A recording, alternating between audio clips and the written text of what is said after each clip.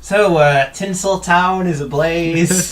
The sky has become darkened. Why? Because all the stars are right here in Hollywood. Yeah.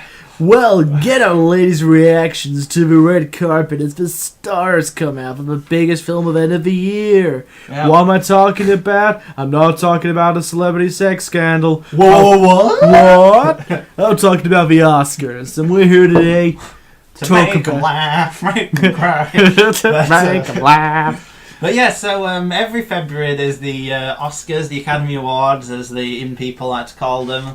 And every time the exact same thing happens. Bunch of films get nominated. Everyone talks about how X film wasn't on there. X film shouldn't be on there. This will definitely win. Then something else wins. Everyone gets angry. Everyone says, "Oh, it doesn't actually matter. It's stupid anyway," and everyone forgets about it until like the January afterwards. All while the Academy continues to try and justify the Oscars' existence. I will actually say though, controversial opinion. I think the Oscars have a place. But not in the terms of awarding the best film of the year an award. I think they're there as like a sort of temperature take on where Hollywood is kind of thing. Oh yeah, definitely, yeah. Like they're interesting time capsules into sort of what sort of the sort of liberal consensus was of X year. So like you've got Driving Miss Daisy. Is that the best film of 1989? No, but does it show that Hollywood was wanting to give something progressive? Ish, I don't think it's progressive film like an award, but they didn't want to give Do the Right Thing an award because they thought it's too controversial. Yes, does that have value historically? I'd say yes. Forrest Gump, something like that. Is that even a good film? No, it's dreadful. Yeah. It's cheesy, saccharine shite. But does it like show what sort of America wanted to portray itself as abroad and like to the world? As you know, like anyone could make it kind of story. Yeah, you'd agree with that statement. Yeah, no, definitely. Yeah. Oh yeah, you're right there. I think with this year though, I mean more than any other year, it really has been marred by controversy, problems, terrible decisions, and some questionable nominations. Well, I think that and all is partly to do with the fact that like politics is more ingrained into most people's lives than it normally is. Like, yeah, that's true. And like things that people feel and all that art is more and more a vessel of like where they can express their. As Andrew Breitbart, the owner of Breitbart News, once said, politics is downstream from entertainment, where he meant that it just follows what entertainment was, and the man's right about some things, I suppose. So should we just go into them and discuss them sort of as they go along? Yeah, I mean, it might be an idea to maybe talk about some of the the behind the some of the problems that have been leading up to the Oscars this year. Okay. I mean, like, so again, mid last year it was announced that the Oscars were going to have a new category. Yeah. Called Best Popular Film. Ooh, okay. Which was unanimously decided was fucking terrible. Could have been Alita Battle Angel's year. Best popular film, yeah. But then, like, obviously, like best popular film to gross under 100 million. Alita Battle Angel. Yeah. People loved it. Yeah, so people did not react well to that news. It was like, it was stupid. Yeah. We get that the Oscars want to like nominate more popular films for Best Picture. Yeah, to try and look like they're all woke and up to date with what the kids are into. Yeah. Black Panther. Yeah. Which is going to happen a lot in this podcast. Yeah. They swiftly were like, we're going to reevaluate this. Well, yeah, they might bring it in future years, they've said. Yeah, it's stupid because it's like, it could deny, let's say, like, if Best Popular Film existed the year that Return of the King won Best Picture. Like, the most financially successful film of the year. Probably one of the best films of the year. Yeah. Would that have been nominated for Best Popular Film? I don't know. I don't know. Probably, it's tricky. What the fuck does popular film exactly, mean? What does popular mean? Well, you think in the 70s, though, as well, like, they're almost, like, every single year, the film that won was massive. You had Godfather, biggest film of the year. You had One Flew Over the Cuckoo's Nest, massive. Godfather 2. Like, they were just giving it away, basically, to, like, the films that were popular, but they're also actually good. Yeah. Maybe I've got a controversial opinion. Maybe Hollywood should just make better films.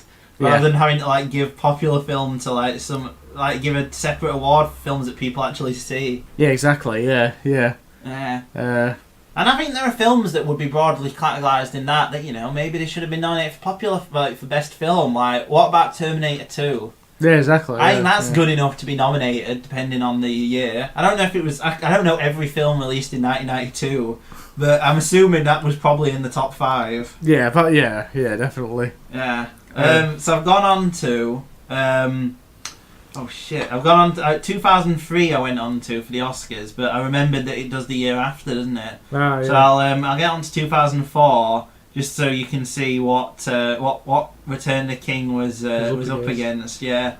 So let's have a look. So nominees were, when I actually get to them, oh, it never would have won. It could have lost to Master and Commander, Far Side of the World. Lost in Translation. Oh, okay. Seabiscuit. Seabiscuit. That with Tobey Maguire. Yeah, and Mystic River, which is an average as hell Clint Eastwood film. So basically, the only film on there anyone would ever want to see now is Lost in Translation. Yeah. Yeah. It's just that, yeah, there've been some years recently, like, well, not recently, like those 2000 years, they're fucking grim as well. Yeah. To look at, yeah. Like, the year before, Two Towers, which I don't think was nominated, the film that won was Chicago. And, like, The Pianist has won and stuff like that, like, films that no one likes now. Yeah, everyone's gone off and moved on, and... So, Best Popular Film, Disaster. Bad idea. So I know there was a controversy with the host selection as well. Kevin Hart. Kevin Hart was originally going to be hosting. He was very excited about it.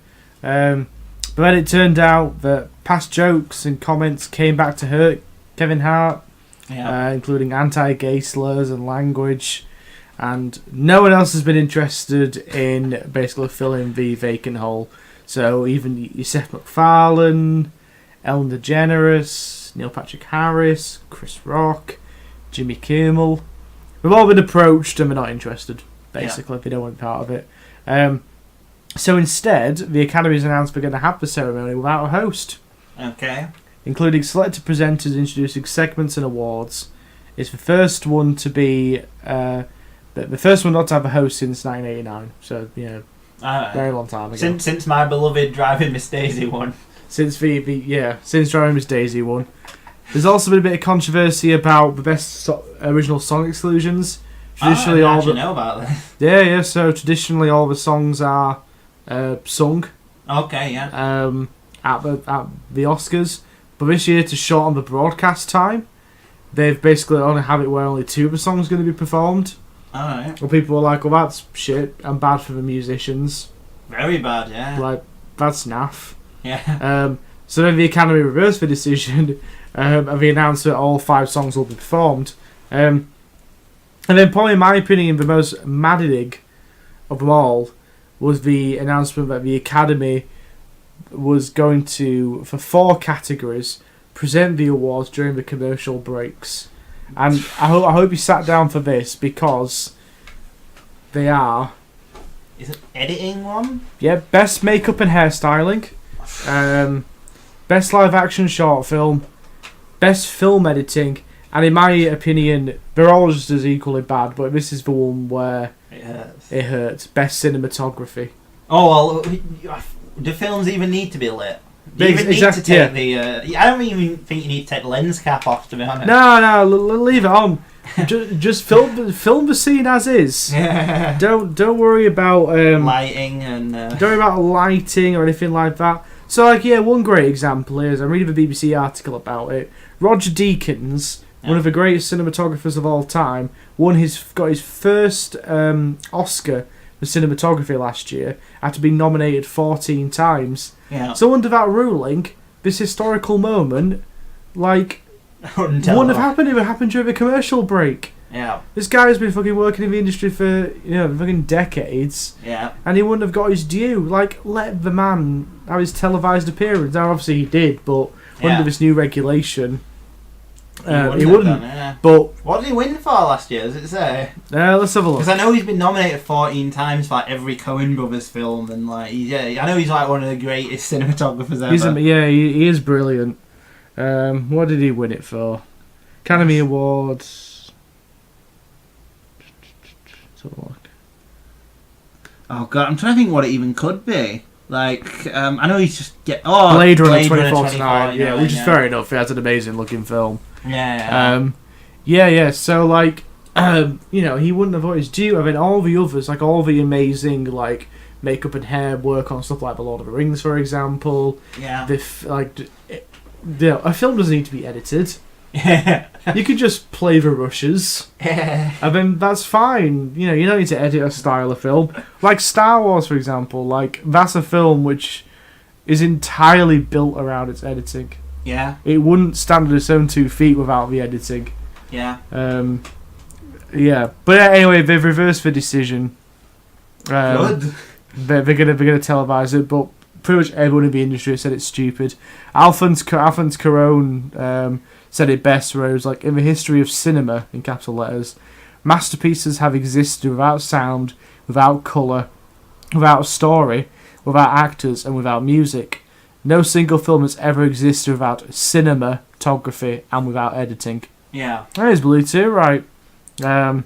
Technically inaccurate. There have been one-take films before. Alphonse Cuarón, check your sources. check your facts. But, yeah. Well, they have the problem that they're facing is that no one wants to watch the Oscars anymore. Doesn't it get like historically low ratings every single time? Yeah, it's getting lower and lower, and I think they're trying to basically make it so it's to appeal to more Normies, people. Basically. Yeah, by making it shorter, making it a bit broader, and ultimately just like... I don't understand like the logic behind this. Are people really going to check in just because their favourite film's nominated? Like, yeah, it's like, oh, I hope Black Panther does well tonight. It's some guy who never watches... You know, who watches like 10 films a year and they're all blockbusters. Is he really going to sit down and watch 3 hours of the Oscars just because the only films he's seen have been nominated? Yeah, like, yeah, exactly. It's a stupid decision that makes no sense. Like, if anything, I'd argue the opposite. People don't watch it because they all know it's a fucking con that no one likes. Yeah.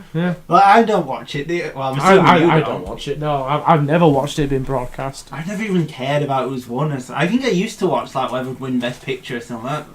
But now I wouldn't really care. If Green Book wins Best Picture, I'm not going to go out and watch that. Like, no.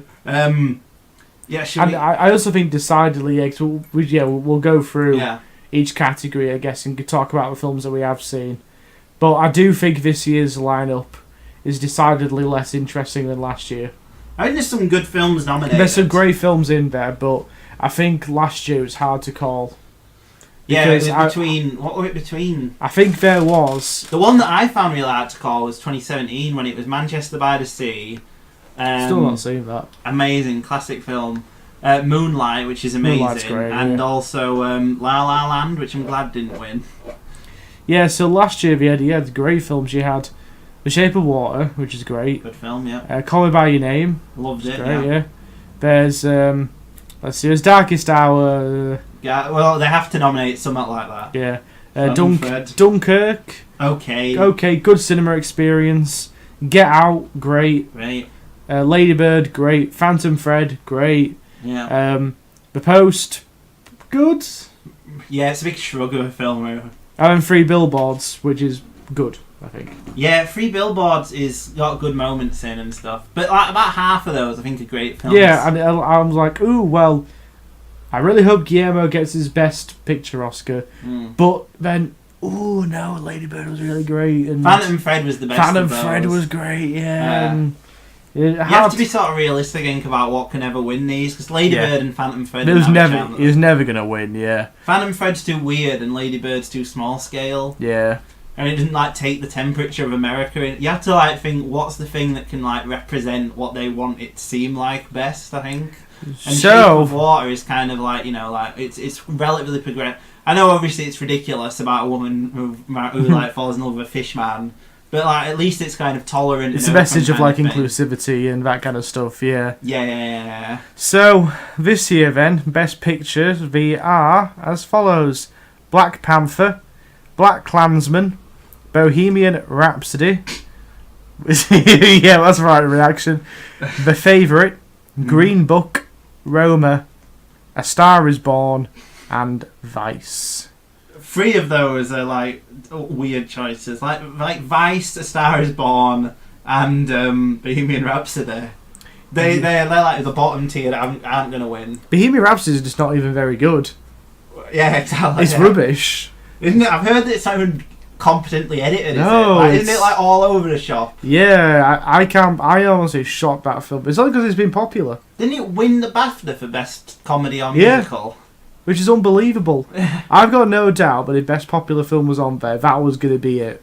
The thing that surely it's too toxic now with Bryan Singer directing it. Well, and it's homophobia. Apparently, it's not toxic enough to be nominated for best picture. It's not toxic enough. Like, what else does Bryan Singer need to do to like get his films cast off? But no, apparently it's not toxic enough. That's actually a film that looked terrible that they had an advert for, and I saw Alita, just to go on a tangent. Oh, yeah. Dark Phoenix, the new X-Men film. That looks really bad. Yeah. But I don't think that's Bryan Singer. No. Hopefully. Bohemian Rhapsody, which you say is just rubbish. Yeah, but it's so popular, and it's about a real man, and it's at least deals with gay themes. That wouldn't have won anyway, even if it was good, because they've given the gay award to Moonlight a few years ago. Yeah. Even if it handles its gay themes really shitly. Yeah, exactly. Yeah. All right, so I guess we'll go through. I guess we'll go through the elephant in the room, and it's about Black Panther. No chance. Yeah, no chance Black Panther's going to win. Shouldn't win anyway. It's not that good. Yeah, I mean, like I have heard lots of discourse, and including from our favourite online critic, Movie Bob. Alright. Who's been saying lots of things on Twitter, basically saying like, I don't want to engage with people who says Black Panther shouldn't be nominated. That is a way of engaging with them, though. Don't respond to them. Then you have to say, I refuse to engage. That is a form of engagement. Exactly, yeah. It's a form of engagement where you say I'm beyond engaging. But then it's also equating that everyone who thinks that Black Panther shouldn't be nominated for Best Picture, is racist. Yeah. And like we're not racist. I don't think of ourselves as being racist people. I don't think so either. And I think it should. I respect Black Panther for what it has done for representation, and for forwarding this whole idea of Afro-American like fantasy stuff, which is a really rare niche genre. Black liberation in it as well. Yeah. There's a lot about the film I respect, but I don't think it's Best Picture quality. No. Like it's good-ish. Yeah. It's an okay film with a really problem with that film is that it's an average Marvel film with a great villain. Yeah. Like, and a great villain scheme, but everything else around it's, in my opinion, pretty meh. And it's just completely all over the shop as well. It's a massive tonal mess. Like the stuff you're talking about only takes place in the last like half an hour. Yeah. But that's the thing that people love, and that's the stuff they kept with most. No one remembers the rambling first hour. All the bit with Andy Serkis, so it's like a Bond film. Yeah, it's like, what is going on? Yeah. Then next is anyway. That's it's not a black Klansman. Yeah. But yeah, they're still gonna win. No. But I really liked it. I really like Black Klansman a lot. I think it's a great film. Yeah, I had a really good time with it. Yeah, I really enjoyed it. It's nice seeing Spike Lee, make a film that comes out in cinemas rather than exactly, yeah. But then also like Spike Lee reining it in a bit. Yeah. Like I think we'll end up coming across the wrong way here because we're criticising the films which maybe like black alternative. Now you see, I actually am a dedicated Spike Lee fan. Well, it's not that I love Spike Lee as a director, but I think some of his comments are quite reactionary and stupid at times. That's definitely true. Yeah. Like I get what he's saying, I get what he's doing, but I think that a lot of the stuff he says is really reactionary. Yeah. And he doesn't think about things, and I think if anything, it undermines his cause. I think that's true in his personal life, but I think his films... Yeah, as a film, definitely, no. As his films, like, Black Klansman in particular is really powerful. Well, I think part of that is the script was by Jordan Peele as well. Who did obviously Get Out and stuff. Yeah, and he's got his new film out this year as well. Oh, yeah, that looks really Which good. I can't wait for, that's going to be great, so kind of like Spike Lee reigns. I think because of him kind of reining stuff in a bit is probably why it's there. I think the thing that makes it different from other ones is like his last one's Chirac, which I don't even know if you've heard of. It's like a musical basically about the sort of murder rate in like Chicago, and it's like it's not musical, but everything's rhyming slang. Basically, it's about a bunch of women who refuse to have sex with their boyfriends until they're all gang leaders, the boyfriends, until they stop like killing each other. It's based on a Greek play. Okay. And like, yeah, I think the thing that he's done before is he makes films explicitly about the subject and stuff. Yeah. Or like he did Bamboozled, which is about like they bring a black and white minstrel show back. They're like quite alienating to most people. They're there for like the spike heads, basically. Yeah. But then every few years he does a Do the Right Thing or 25th Hour, which I don't think is that great. No, I don't think it's that great. Or he does Malcolm X, which is like where he streamlines his approach to appeal to most people. I think that this is a film. It's you could see it as just a cop thriller, basically. Yeah. You'd probably struggle with some of the dialogue and the discussions about like race and like class and stuff in it. But to be honest, sometimes I think when a filmmaker streamlines his stuff, or any artist streamlines his stuff, I think you end up with better results. Personally, I think that it's a better film. Yeah, again, this goes to the interesting thing. Like those ones are just so fascinating. Like Chirac and Bamboo. I like all of Spike, basically, his work. But you're right, though. The ones that I would sit down and watch the most would be like Malcolm X, Do the Right Thing, Black Klansman are the best ones. The other ones are interesting to sort of think about and talk about, but a bit of a slog to actually sit through. To get through, Yeah. But Black Klansman would be good to win, but it won't. It'd be nice to win if it did, but it's not. There's also been some controversy that apparently it streamlines some of the real life stuff in a way that's really problematic. I've heard that. Like the real guy who was in it the main focus wasn't actually breaking up the Klan. He was there to be a undercover activist in the black movement. Yeah. So people say it mutates history quite a lot. Yeah. Which is something like we were talking about with Darkest Hour. Oh, which makes much worse, or it tries to make out Winston Churchill as like a hero and stuff. Yeah. But Black Klansman. Bohemian Rhapsody's next. It's just a joke, isn't it? I think it is a joke that's been nominated. And the fact that it's not a good film is one thing. Yeah. But then also the association with Bryan Singer. Yeah. I just think it's out of order, personally. Yeah. It's not a good film, and if anything, it does injury to the memory of Freddie Mercury. Yeah. Because it's fairly disingenuous. It manipulates history to make this really broad narrative about who Freddie Mercury was, and then you could say, well, at least it's a nomination for a gay film. Yeah, but it's homophobic. But it's homophobic. It's like it doesn't handle that element well. Like there's a terrible scene where like Freddie Mercury's talking to his girlfriend. Yeah. And he says, "Oh, so and so, I think I'm bisexual." Yeah. And he's like, "No, Freddie, you're gay." And it's like, well, who the fuck are you to tell him what he is? Like, if he identifies as being bisexual, then fine. Yeah. Oh, it's bad. It annoyed me so much. Yeah. So is Bohemian Rhapsody a good film? No. But It's favourite. Great film. I love The Favourite. The Favourite was great. Yeah. Really, really great. Probably my favourite out of his films, actually. Again, I think it's a good example of someone who takes the streamlined approach. Yeah. And I think it's result in a better film. Yeah, only one I've seen is actually Killing of a Sacred Deer. Ah, okay, yeah. I know you've seen The Lobster. I've seen The Lobster, yeah. And I've actually not seen Killing of a Sacred Deer, but I feel like I can say that because The Lobster is, from what I've read, the far end of like... Well, he stands. Of his where he stands. So he kind of takes all the weird elements of The Lobster and streamlines it. But he doesn't lose the weirdness. He just makes it into a more satisfying film. Yeah. So, I love The Favourite. Whether it's going to win or not, I don't know. I reckon it's like... it depends what happens with Green Book. Yeah. I think other than Green Book, it's got the best chance. Yeah. We might as well go straight to it. Green Book, which neither of us have seen, but everything I've heard about it makes it sound awful. It's got Viggo Mortensen in it, hasn't it? The premise is it's like a reverse driving Miss Daisy, where he drives the Mr. Ali from Alita Battle Angel. Yeah. He drives him around, and he's a tough guy, and he's a racist, and the other guy's a jazz player, you see. And then they over the course of their drive, they get to know each other and pass the racial divide that has so blighted America, and it's past. And I've heard it's just the most saccharine garbage, basically imaginable. It basically says that racism was a thing, now it's over. You see, contrast that to like Black Klansman, which, to spoil Black Klansman, it's got an amazing scene at the end. Oh, I love that. Where it's the burning cross, then it cuts to present day and stuff. Such a more powerful message. Yeah, definitely. I'd love Black Klansman to win, actually. I think it's like a real film of the moment. Yeah, definitely. literally like at the end of the film, I was showing like those no one leaving the seats. Yeah, there were people Everyone's crying, just- like, yeah, and it was just like, yeah. Yeah. The next one, I kind of I bet if it wasn't Netflix, Yeah. I'd say it would have a definite chance because the Foreign, Oscars. though.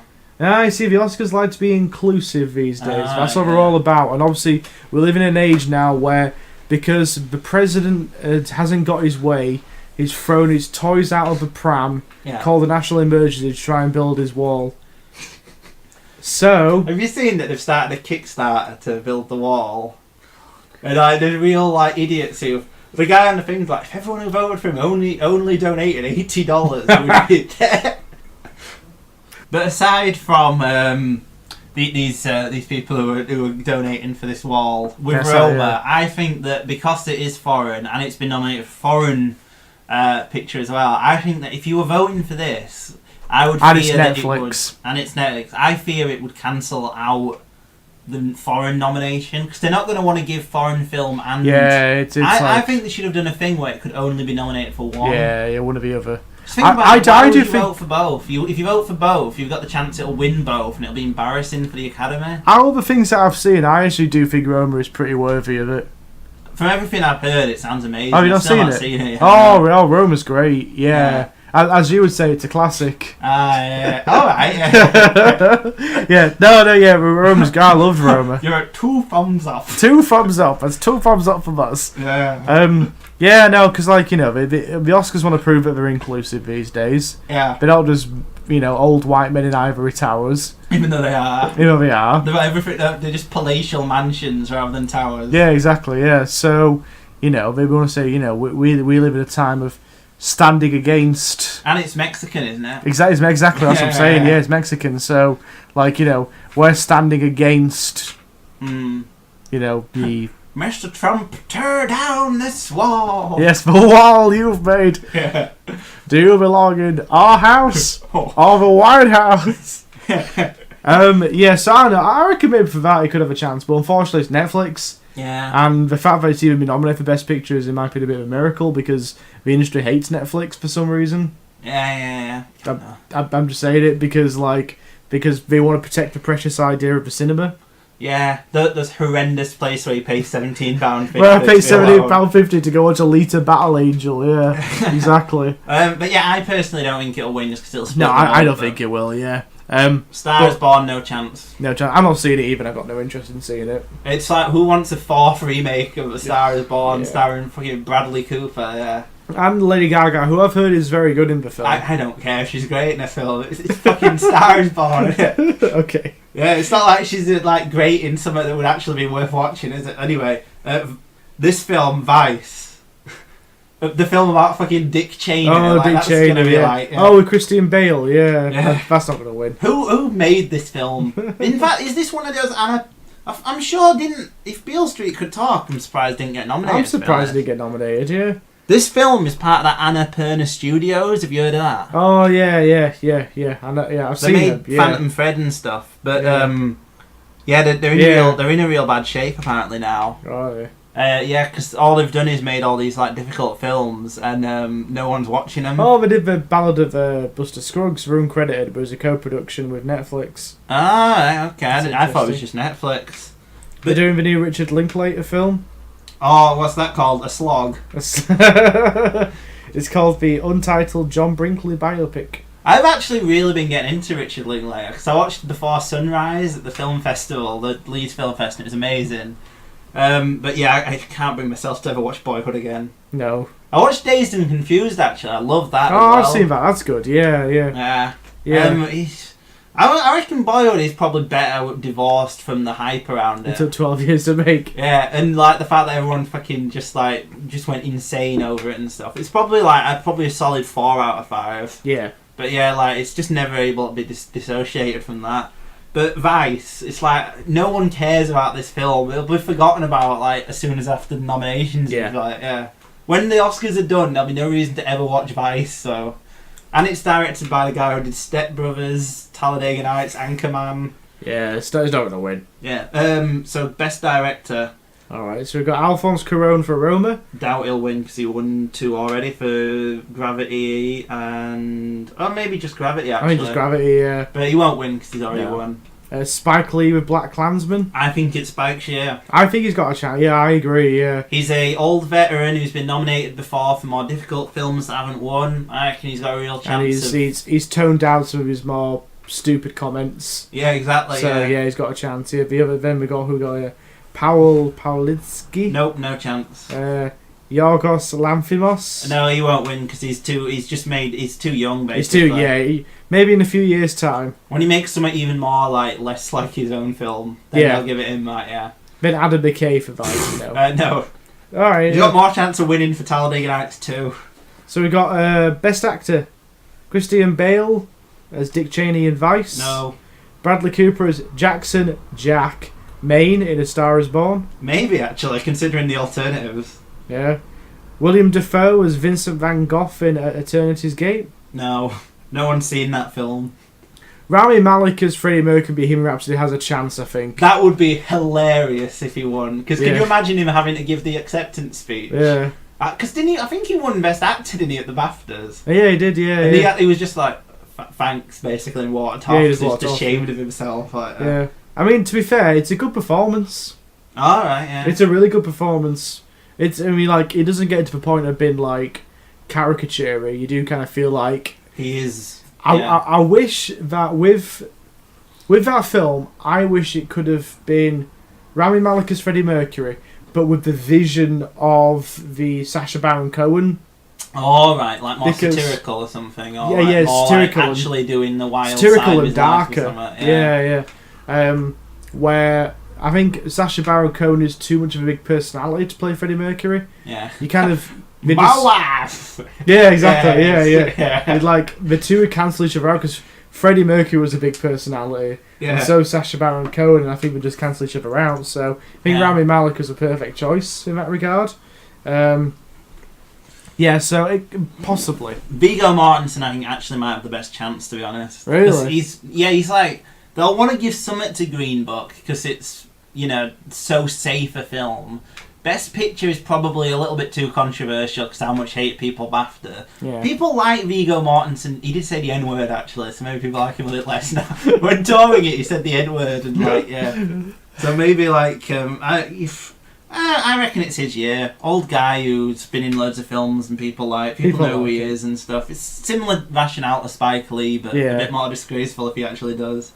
So Best Actress, you've got... This is the year of difficult to pronounce names. Oh, Glenn Close, I know. Lady Gaga. I apologise for this pronunciation. So, Yalitza Aparicio. She plays Cleo in Roma, and she's bloody brilliant in that. Yeah. First time performance, and you won't believe it. She's so natural. Yeah. She's so good. She's great. Yeah. Glenn Close, no. Olivia Colman as Queen Anne. I wish she's going to win. People like Olivia Colman. People like her a lot. She's amazing in The Favourite. She's great in the film. Favourite needs to win Summer, and this is going to... I reckon it'll win this and Best Supporting Actress for probably... I don't know, actually. Anyway, we'll get to that. Well, we'll get to that, yeah. Lady Gaga, no chance. No. Melissa McCarthy, no chance. No. So, Best Supporting Actor. Mr. Alley for Don Shirley in Green Book. Possibly. Oh, no, I know who's going to win this straight away looking at it. Go on. Adam Driver? Nope. Sam Elliott? No. Richard E. Grant? Yep. Yeah, he's been about for a while, hasn't he? He's been around for ages, and can you forgive me? I've actually seen this. Oh, yeah? Yeah, I got a free ticket on Mubi Go. Oh, okay. Which is this thing where it's Mubi, and if you subscribe now, they give you a free cinema ticket every week. Oh. And I got 90 days free trial. So I've got 12 films now for free to see at the cinema. But he's great in it. He's a guy who's been around forever. Everyone loves him and stuff. Everyone thinks he's a great actor. So it's just that he's 100% going to win. Yeah. And Sam Rockwell, he won a couple of years ago, and his film no one likes, and he's playing George W. Bush, yeah. Alright, so Best Support... I think you've misunderestimated the chance of me winning. Oh, God. Alright, so Best Supporting Actress, we've got Amy Adams. Nope. Marina Di Tavia for Sophia in Roma. Nope. Regina King as Sharon Rivers in If Beale Street Could Talk. Yes, 100%. Yeah. I'd put money on this one. Yeah. She's getting all the acclaim for it. They'll have to give something to it because it's like the sort of black film on there and stuff. Yeah. No one being inclusive, as we've said. The only person who stands a chance against her is Rachel Weisz, but I think that the favourite will be split because there's two people there. It won't be Emma Stone because she won Best Actress a couple of years ago, didn't she, for La La Land? Yeah, so she won't win. So Best Original Screenplay, we've got The Favourite. Nope. We've got First Reformed. Yes, because that's the only nomination it's got. Paul Schrader's been around forever. People like him. So and he's made his first and probably last great film he's going to make, basically. I wouldn't say it's his first great film. Sorry, I mean sorry. I mean sorry. No, I was going to say it's the first good film he's made in a long time. It's the first one he's got that's not been like a direct-to-DVD Nicolas Cage film. Yeah, that's what I'm saying. Yeah, sorry, I should have clarified. Yeah, no, it's the first film he's made in a while, which is good, and he's been around forever. So yeah, might as well have a look at the others. Best Adapted Screenplay.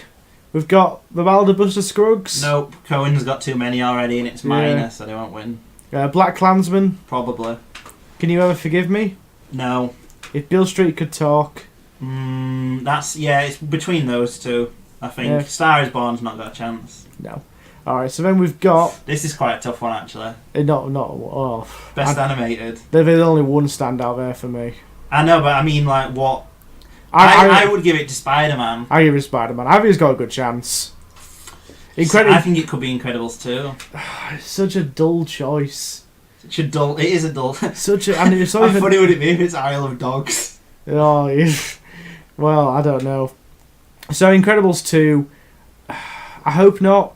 It's okay. It's a perfectly serviceable, 6 out of 10 film. Yeah, it's serviceable. Boring. Isle of Dogs, it's Wes Anderson, it's fine. Then there's Mirai. I've never heard of this. Yeah, I actually have heard of this one. It's an anime film by the director of, if I'm not mistaken, the guy who did... give me a sec. Right, yeah, no, he's a director I've been following for a long time. He did a great film a few years ago called The Girl Who Let Through Time. Okay, yeah. Which is really good. And he's directed a bunch of other really good stuff since. Probably not going to win, though, because no one's heard of it. Ralph Breaks the Internet, I've not seen yet. I have seen it. I've got some thoughts. It's a weird film. Yeah. It's strange because it makes central parts of the film stuff like eBay and YouTube. It's almost like the most marketized version of a kids film where literally it is commercial products are plot points and stuff. It's neoliberalism, the film. It's almost like that film. You ever heard of that film Food Fight? Yeah. Yeah, it's like Food Fight, but with a $200 million budget. And it's got these weird bits where Ralph makes videos to get likes, basically. He's trying to win a thing on eBay. Just a weird thing to say. But it's all happy a minute, and then he looks at the comments and cries, and someone gives him an earnest speech that's directed at the kids, never read the comments, kids, basically. It has these weird PSA vibe bits as well. You should watch it because it's a deeply strange. It sounds it. And then the last quarter of the last third of the quarter of the film becomes about what they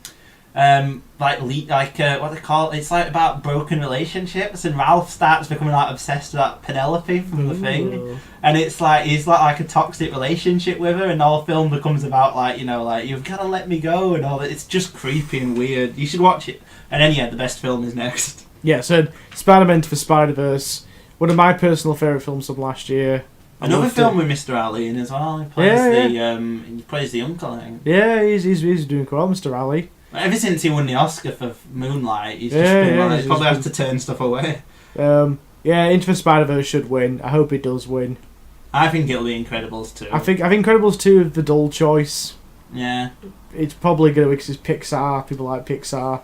But Spider-Man Into the Spider-Verse is kind of one of the critical darlings of last year. Also quite progressive. Quite progressive as well, so... Actually, yeah, it's got a chance, I think. Yeah. So best foreign language film? This is interesting. This is interesting. 2 choices yes, here. And it's Roma and Shoplifters. Shoplifters, I think, will win, because I think Roma will be split between best film and foreign film. Yeah. And I've seen Shoplifters, it's great. Yeah, I've not seen Shoplifters yet, but... until I'd seen that, I would have said that Roma probably would have won Best Foreign Language Film. But I think based on that, Yeah. Ooh, that'll change things a bit. 'Cause, yeah, Shoplifters, people really like. I've not seen that yet. Great film. I've heard great good things about it. Yeah. Tricky. Yeah, I'm going to say Shoplifters for best foreign language film, which increases the chances for Roma for best picture. Yeah. Yeah, Tricky. I think Roma, does have a good chance of either of them. It's either but the a fact good- that yeah. it has a chance of either limits the amount of what it could win. Yeah. Because it's one of them things where would you take a punt of voting it for best picture, considering the fact it has more of a chance in foreign film. That's true. Like it's one of them weird things that depends how they vote and stuff. Yeah. There's probably enough people to get it over the line for either. It just depends whether they vote which direction they did. Yeah. If they ever meet up and discuss it, which I don't know if you do, they could probably get around, like they could probably make a decision of which one to give it to. Yeah. I'd be more than happy though if Shoplifters won that and then Roma won Best Picture. That would be so awesome. What else has this director made? Who's this? The guy who did Shoplifters? Yeah. I'd love to watch some more. I really did like Shoplifters. Oh shit, he's done loads. I didn't even know he'd done that many. I thought he'd done. I've heard of After the Storm. He's done all of them. Jesus, busy man. Busy man, yeah. Yeah, no, that's on my watch list. I've heard really good things about Shoplifters, and yeah. Alright, so then we've got a few others then. Best documentary I've got next. I've got... Yeah, I've not seen any of these. And yeah, I can't really comment on these, to be honest. I think RBG will win because it's about Ruth Bader Ginsburg. Okay. And she's like 90. She'll probably die very soon. Oh, and okay. she's like a sort of feminist legend and stuff, so she's probably got a very good chance of winning. And the fact that none of the other ones are that big, so... So then we've got Best Short Subject. Doesn't matter. Just Yeah. ignore. It's not a real thing anyway. Oh. It's a joke. It's a joke for everyone. Don't edit my jokes out. Why not show that in the advert break? Yeah.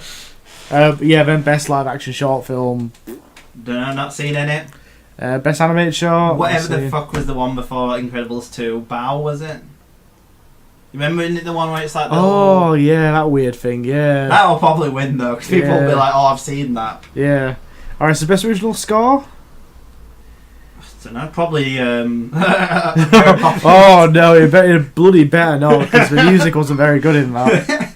How fun is it? Oh my god, it had actually got a Best Original Song nomination too. For Oh, yeah, that memorable song from Mary Poppins. One of the other memorable songs of Mary Poppins, yeah.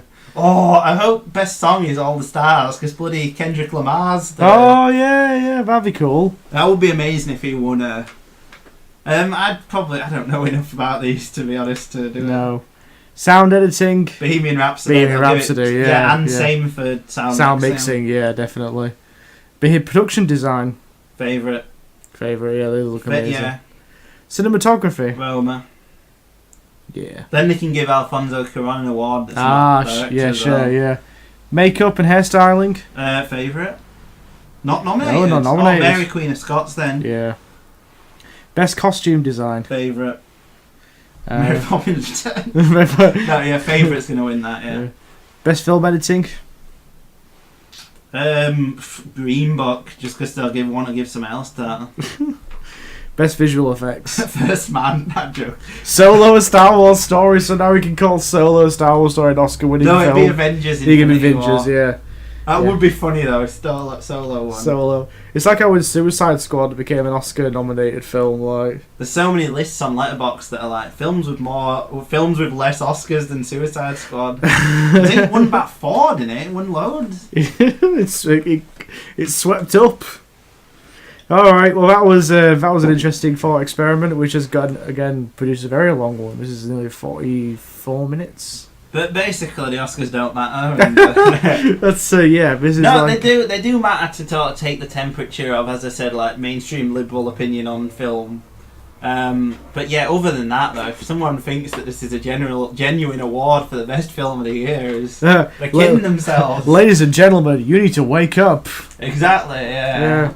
You need to. There was no nomination for God Has the Image book here at all. Like. Yeah. Need to wake up and smell the mist daisies.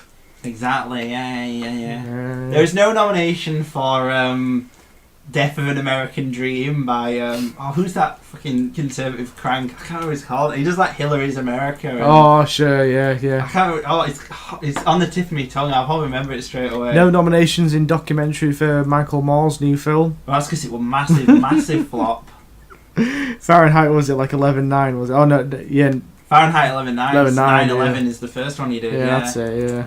That is such an awful title. Have you seen how much of a mess he looks now as well, Michael Yeah, Moore? he looks bad, doesn't he? He's gonna do he's gonna do loads of stuff now. Oh, they've got like more reason. Oh my god, some of these now. 2019. Oh my god. There's the only funny Michael Moore thing I know is that there is like it was one of his documentaries where he it's who to invade next, and it's like he goes to different countries to like learn what he could do about America, and it's supposed to be a really emotionally manipulative scene where he goes to a guy who it's in where is Andrew Breivik? Oh, it's Sweden. They don't have the death penalty, so famously he's still alive and everyone's really compassionate towards him. Great thing. I disagree with the death penalty in all instances, even monsters like him. But he goes up to one of the parents of the guy who's killed, and he's like, you disagree with... You know, he does that stupid fucking thing. Louis Theroux doesn't know, or he pretends to be like a moron who doesn't understand things so he can get more out of people. He's like, you disagree with the death penalty? And the other guy's like, yeah, it's wrong. He's like, but your son's dead. He killed your son. My God. And the guy's like, yeah, I understand that. And obviously it's upsetting, but I don't want him to be killed over. And he's like, but he killed your son.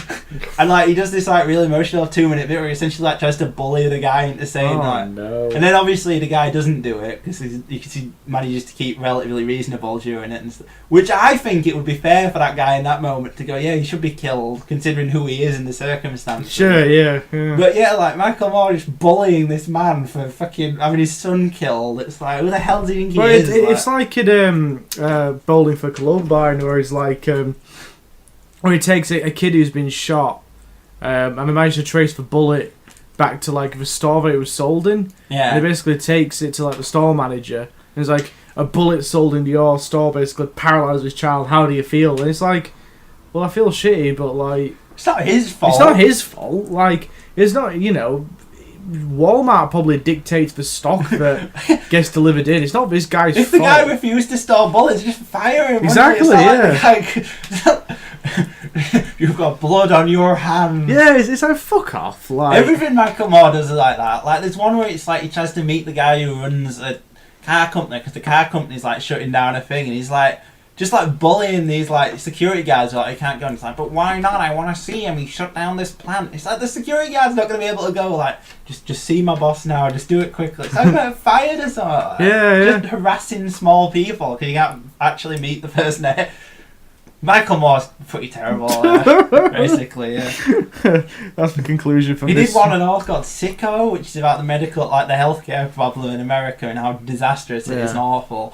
It was a bit like where he goes to like NHS and he goes like, they're so progressive here, they even pay you to be in a hospital. And he finds some random case that someone got money for being in like an NHS hospital. And he goes to like a pharmacist and he's like, so where are the M&Ms? Where are the Skittles? And like the guy's like, oh no, we're a pharmacist, we don't sell that here. And he's like, fascinating.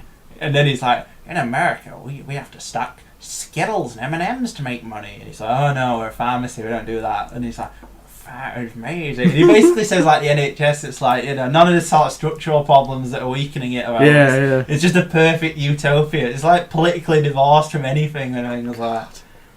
He's just a terrible documentary maker. He just lies a lot as well and stuff like. Yeah.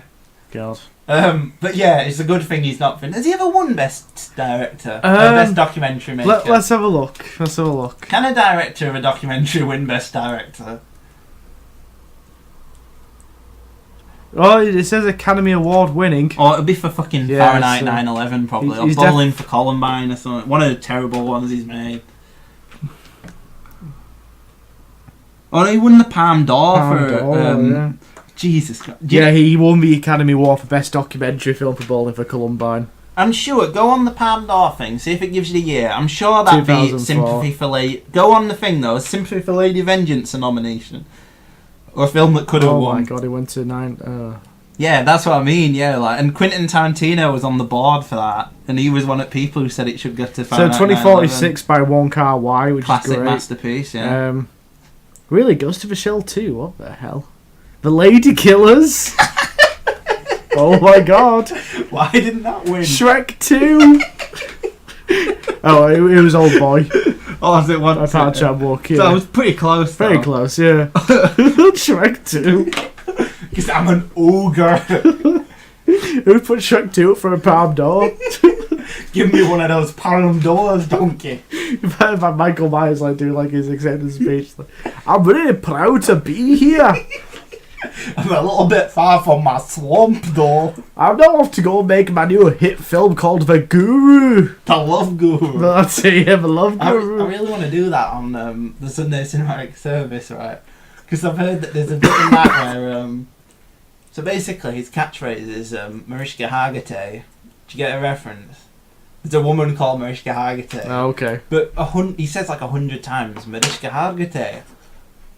That's the joke, right? 100 times he says that. Then one time he goes, Mariska Hargitay, Mariska Hargitay, because he's talking to Mariska Hargitay. Oh, how clever! And there's a bit where like it's that guy who's mini-me in Vern Troyer. Oh yeah. You meet in his office. Everything's like really small. Because he's small. Yeah, it's just a little person. Yeah. God. It's just jokes like that just say like.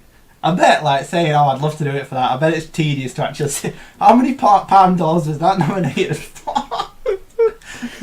I'm going to have to look into the Palm Doors a bit more. Cause anything that shows is nominatable. So basically, if you get in the Cannes Film Festival, you get... I'd love to imagine, though, like, who the fuck put Shrek 2 in the Cannes film? Was it Quentin Tarantino's choice? Must have been. But, we've talked long enough about the Oscars now. Do you know, in all, the first ever... do you know when Best Animated Film started as an Oscar nominee? It was back in 2001 and it was for Shrek. Shrek beat Monsters Inc. and Jimmy Neutron the movie. God. Yeah, I remember, yeah. I bet if you look through it, there's some hilarious Best Animated Films that have won. Well, I mean, like, the year after that was Spirited Away. Which is well deserving. Just trash. Why didn't Shrek 2 win? It was robbed. It was not. I'm an ogre. I'm an ogre. God, Shrek is so terrible, isn't it? Yeah, Shrek's kind of gotten progressively worse. Like, you mean like people see it as worse over time? Yeah, like over time, yeah. Alright, so Spirited Away, beat Ice Age. One of the greatest animated films of all time, beat Ice Age, Lilo and Stitch, Spirit, Stallion of the Cimarron, and Treasure Planet. I've never heard of that. Spirit of the Cimarron. 2003 was Finding Nemo. It beat Brother Bear. Disgusting. And the Triplets of Belleville, which is pretty good actually. 2004 was The Incredibles. It beat Shark 2. Like I finished that sentence. Shark 2. You mean Shark Tale? Or Shark? Oh, sorry, not Shark 2. Yeah, Shark Tale. Sorry, because I've seen Shrek 2 underneath it. And Shrek 2. 2005 was Wallace and Gromit. Pacific Howl's Moving Castle should have won. I've not actually seen Howl's Moving Castle. It's bloody brilliant. Well, the best one's obviously Tim Burton's Corpse Bride. I mean, 2005, 2006, what a dreadful year. Happy Feet. No, wait, isn't that one that's supposed to be pretty good and it's directed by George Miller? Oh, with the Penguins? Yeah. Yeah, it's been pretty good. It's Mad Max and George Miller doing it. Oh, shit, yeah. There was Cars. Awful. Then Monster House, which I've heard is a good little film. I think I've seen it, but too long ago to remember. Ratatouille won the year after that. Great but film. Persepolis is really great. That's really good. And Surf's Up, I've heard, is a bit of a cult classic now. Isn't that the one that just rips off Happy Feet? No, well, kind of, but it's like a mockumentary thing. Oh. 2008 was WALL-E, well deserved, against Bolt. Forgotten kids film of the year. It's annoying because sometimes they keep changing. Sometimes it's 3, sometimes it's 5, so make up your mind. So 2009 was Up, which is fair. Coraline, which is great. This is a pretty strong year, actually. I love Fantastic Mr. Fox. That's great. Princess of the Frog is okay. Secret of Kells is going to be really good. Year after that was Toy Story 3. Against House Training Dragon and The Illusionist, which I've not seen. 2011, Rango. Well, this was a bad year. A Cat in Paris.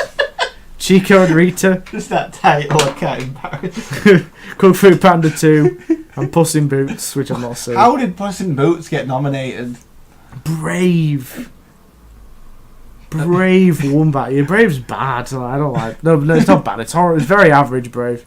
I'd go for Paranorman personally. That's better. Paranorman's really good. Okay, not Frankenweenie. Not Frankenweenie. What, the Pirate Band of Misfits? That's like an ad nominations thing. After that, it's Frozen. Mm-hmm. Which is fair enough. The Wind Rises as well was nominated. Wait, would you give Paranorman over Wreck-It Ralph? Yeah. Oh, right, okay. I think Paranorman's better than Wreck-It Ralph, yeah. Alright. Then after that, we've got Frozen. Wind Rises was nominated as well, the until recently last Hayao Miyazaki film. After that, you've got Big Hero 6. Beat the Box Trolls. Yeah. Song of the Season was really good. Till Princess Kaguya was brilliant. But, yeah. I quite like Big Hero 6, though. I like Big Hero 6 a lot, yeah. It's a lot of fun. Inside Out that year, which Masterpiece, should have won. Annalisa is... I like it. I like it. It's a bit up its own arse. That's the one, the Charlie Kaufman one about the depressed puppet. Yeah. I respect The Craft, but... Yeah, but it's a bit like indulgent in it. Like, it's about this sad, depressed... What is he, a motivational speechwriter? Yeah. It's a bit like bloody... And obviously everyone's... Oh, that's a bit of a spoiler. But you know what I mean, though? It's got that thing on it. But I mean, like, if anyone's... Oh, because it was still recording, aren't we? Yeah. Yeah. But after that,